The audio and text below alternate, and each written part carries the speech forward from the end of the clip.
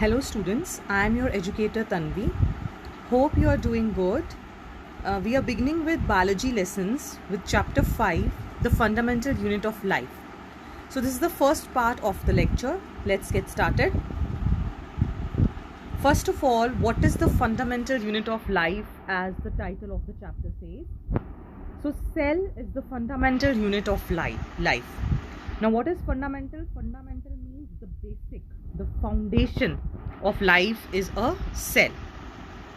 Now why do we say that cell is the basic structural and functional unit of life? Means it is both foundation of structure as well as function of our life. So let us look at it.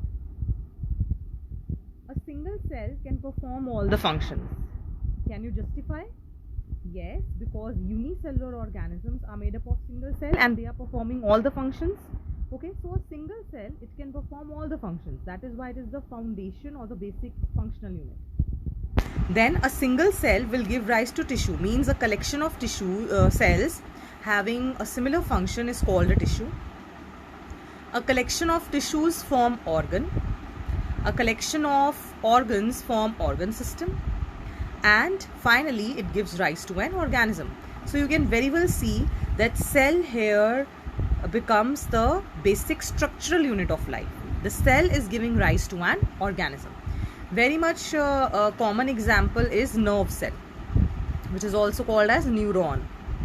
So a collection of nerve cells give rise to nervous tissue, and further which organ? Brain. Okay, brain and spinal cord together they form the organ system, that is nervous system, and it is a part of humans. The number of cells in an organism is not determined by the size of an organism. So this you should remember, that it is not like this, that if elephant, we compare an elephant and a mouse.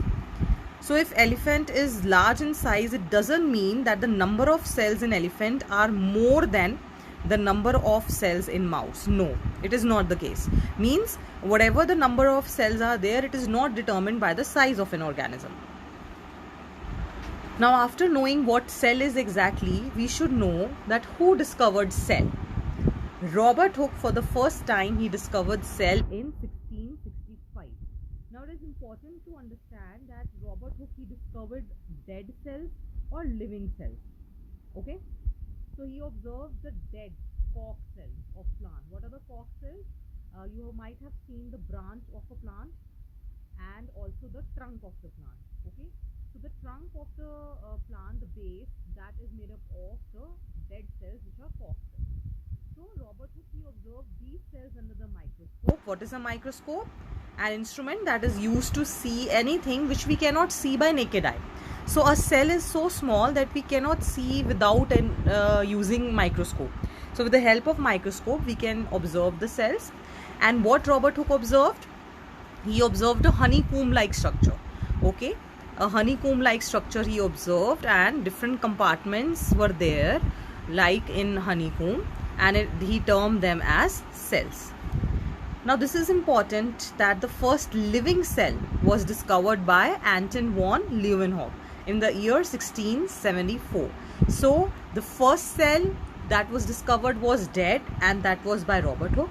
But the first living cell was discovered by Anton von Leeuwenhoek. What he discovered, actually, he took some sample of water from some place and he observed that water sample. Actually it was dirty water, so he observed it under the microscope and he could see microorganisms. Okay, so he observed the living cells under the microscope for the first time. So let us look at what microscope exactly looks like. So in our school lab, we are having this microscope. So we can observe it there also when the right time comes. So for the time being, you can see in this slide, clearly you can see there is an eyepiece, eye lens over here. So this lens is going to magnify the image. Obviously we need to magnify the sample we are observing, as with naked eye we are not able to see. So this is a lens which will magnify the image. Then here something called as coarse adjustment and fine adjustment. These knobs are there, means you can focus the sample, like because eye to eye the clarity will vary. Okay, so with these knobs, when you focus this sample which is kept here, okay, to see it more clearly, you can just keep on rotating this knob, and when the picture image is clear, you can just stop. Then here you can see another set of lenses are there, which are called as objective lens. So 2 times the image is being magnified. So the place where this objective lens is attached is called as a nose piece. You can revolve it. So why different you can see objective lenses are there? Actually, these are of different magnifying range. Like maybe this is 10x or 15x or 20x. Means 10x means that the image will be magnified 10 times. 15x means the image will be magnified 15 times. And 20x means the image will be magnified 20 times. Then you can see there is a mirror. So actually the light has to come on this area. Okay, why? Because under this lens we are keeping the glass slide. See, whatever we are observing under microscope, we use a glass slide which is generally rectangular. We put our sample, we call this sample as specimen, and we can also use a cover slip to cover the sample. We will discuss about it. So that we place over here, and for proper background, proper light, we use this mirror to adjust the light. And condenser over here, actually it helps in focusing the light on the sample. Now other breakthroughs or the other discoveries which you should know regarding cell is, in 1831 Robert Brown, he discovered the nucleus. In 1839 Purkinje, he coined the term protoplasm. Now what is a protoplasm? Cytoplasm, I think you know, it might have been done in grade 8 also. It is a jelly or fluid like structure in a cell. Okay, then there is nucleus. Inside the nucleus also there is cytoplasm, and that cytoplasm is called as nucleoplasm. So protoplasm refers to cytoplasm plus this nucleoplasm. So cytoplasm and protoplasm are 2 different things. So protoplasm or protoplasm, it means cytoplasm and nucleoplasm together. Okay, it is called as protoplasm. Then a theory called as cell theory was devised by Sheldon and Schwann. Now what they put forward was that all the living cells are made up of, all the living things are made up of cells, and cell is the basic unit of life. Whether it is plant or animal, all the living things are made of cells and they form the basic unit. So this theory they gave, Sheldon and Schwann. Then this cell theory was further modified by Rudolf Virchow in 1855. What he said, that all cells come from pre-existing cells. He was a French scientist, so he actually said omnis cellula cellulae, which means that all cells, they arise from pre-existing cells. Means already cells are present, and after their division more cells are produced. Now there is an activity given in your book, that is observing onion cell. So onion cell, how we can observe under microscope? Listen carefully. We can peel the skin of onion. Okay, onion bulb is there. That transparent type of sheath is there now. That you can remove, and you can take a glass slide, as I told you. You can put a drop of water or glycerine, and then you place the specimen or the sample here. Onion peel is the specimen. You put it here. Now, why we are putting a drop of water or glycerine? Because we do not want our sample to dry. Okay. Then we put a drop of iodine solution. Now iodine solution here is acting as a dye or a stain. It will give color to your sample. So it will just enhance the contrast. You can see the sample in a better way. After this, you can put a cover slip on top too, and also you should take care that when you are putting this cover slip, air bubbles should not come. Now why? Because if air bubble enters, then in the microscope you will see black round or transparent round structures. Then you will not be able to see your sample. So you have to put it very nicely. You observe under the microscope and you can see hexagonal or rectangular cells. So these are onion cells. Now another concept is that cell shape and its function both are correlated with each other. Okay, means if a cell has a particular shape, that is because it has to perform a particular function. So how can we prove this point? Like amoeba, it is a unicellular organism and it is very much flexible, okay, and it can change its shape. It has false feet, that is called as pseudopodia. Now why such cell shape? Because its function is to grab food, okay, so it helps in grabbing food, that is why it can change the shape. Next, nerve cells, neurons, they have atypical shape. See, a typical neuron looks something like this. Like this, long branches are there. So why? Because whenever a message is there or signal is there which has to be transferred to the brain, these nerve cells will immediately take the signal and it will immediately start transmitting it to one cell to another. So this type of structure, what it will do, it will help in the transmission of signal fast. That is why this cell shape is there. Next, fat cell, the cells where the fat is deposited. Now what type of shape is there? It is a round cell, okay, and most of the cell is covered with the fat droplet, and at the periphery nucleus is there, okay. So this is the type of cell. Then ovum is the female gamete, it is a large cell, okay, and sperm, it has a tail. Why? Because it has to attach to the ovum, so it has to move, that is why it has tail. So this proves that the cell shape and its function are So now coming to plasma membrane or cell membrane. So membrane means it is a covering and cell membrane means it is the outermost covering of a cell, and it is selectively permeable. What do we mean by selectively permeable? From the term itself you can just split it into two, selectively permeable. Permeable means anything which can enter, okay, and selectively means that the entry is selective, means only few molecules can enter. So through plasma membrane inside a cell, only selective molecules can enter or exit. So it allows, means the cell membrane allows entry and exit of some materials only in and out of the cell. So it prevents also entry of some substances. Otherwise what will happen? A cell can burst also. So this is kind of a regulatory mechanism for the cell. Then the plasma membrane is very much flexible. Yes, because different molecules have to transfer, so it has to maintain its movement, it has to maintain its flexibility. Now what a cell membrane is made up of? It is made up of lipids and proteins. Lipids are nothing but a collection of fats, type of fats only. Now regarding the cell structure, the cell membrane structure, Singer and Nicholson were the scientists who gave fluid mosaic model, which means that the plasma membrane is flexible, it is made up of proteins and these proteins can move, okay. So something like this, the structure they devised was like this, lipid molecules are there and it is a bilayer, okay. So such type of structure of plasma membrane was given by Singer and Nicholson. Now next important concept is of diffusion. What is diffusion?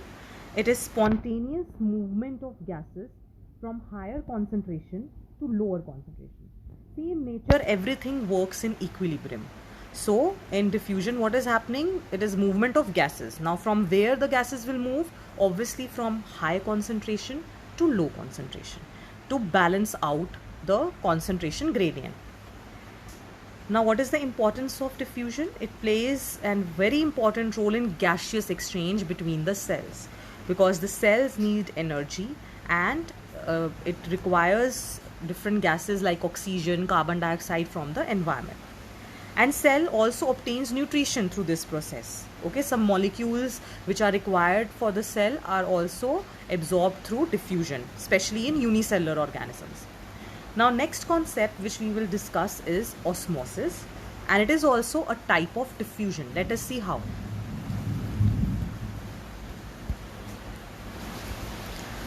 Osmosis is movement of water, like diffusion was movement of gases. So osmosis is movement of water from higher concentration to low concentration, and it is through a selectively permeable membrane, okay. Then it occurs only in living cells. This is important to note, like absorption of water in plant roots. So in our daily life, everyone at home might be having RO, that is nothing but reverse osmosis. Okay, so osmosis is movement of water from high concentration to low concentration. In reverse osmosis, what is happening?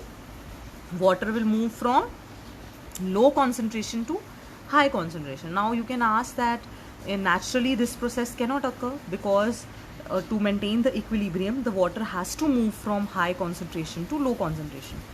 So what happens in reverse osmosis, actually we use, like at our homes we have that machine that is having different membranes, okay, and a pressure is put on that membrane. Due to that pressure, what is happening, we are forcing the water to move from low concentration to high concentration. Means we are purifying the water over here. Okay, all the salts will remain behind, and whatever pure water we need, that will come out. Okay, so next, on the basis of osmosis, there is concept of different solutions. First we will discuss hypotonic solution. So before we discuss the hypotonic solution, what solution is exactly? Solution is made up of solvent and solute. Like a very simple, in daily life we make lemonade. Okay, what we put? We put sugar, water and lemon. Okay, so that is a solution. So hypotonic means that a solution that is having higher water concentration than the cell. So just see this term hypo. Hypo means low. Okay, so hypotonic solution here means low concentration of solute, not water. See in the definition what it is saying, that it is a solution that has higher water concentration. High water concentration means that the solute concentration is less, obviously. Okay, so in a solution, wherever the solute is low in amount or water is in high amount, that solution is called as hypotonic solution. For example, we will just see this. Suppose we are taking this beaker and I am putting one cell inside it. Okay, and there is water outside. So if it is hypotonic solution, means the water content is high as compared to the cell. Okay, so where the movement of water will be? Yes, from high concentration to low concentration, means from outside to inside of the cell. So the cell is going to gain water and the cell will swell, right? So the water is moving from outside to inside, because the gradient says the water has to move from high concentration to low concentration. All right. Now coming to the next type of solution, hypertonic solution. So here we are talking about hyper means high concentration of solute. Okay. So it is a solution that has low water concentration. Low water concentration means the solute concentration is high and the solvent, that is water concentration, is low. Okay, so just imagine this situation. We have a beaker that contains water and there is a cell, and this solution is hypertonic. Okay, so what is going to happen? Will the water enter inside or will the water move out? Think again. See, hypertonic means that the solution has low water, low concentration, as compared to the cell which has high concentration, and the water will move from high to low, means the water will move outside, the cell will shrink and it will lose water. Lastly, isotonic solution. Iso means same. So here this situation we are talking about, again a beaker and a cell. So the concentration of water outside and inside the cell is same. So there will be no net movement. Okay, see, because water molecules are there, they will move. They cannot stand stationary. So the amount of water that will go out and the amount of water that will enter inside is same, because there is no concentration gradient. So the cell will neither lose nor gain water, and there will be no change in cell shape.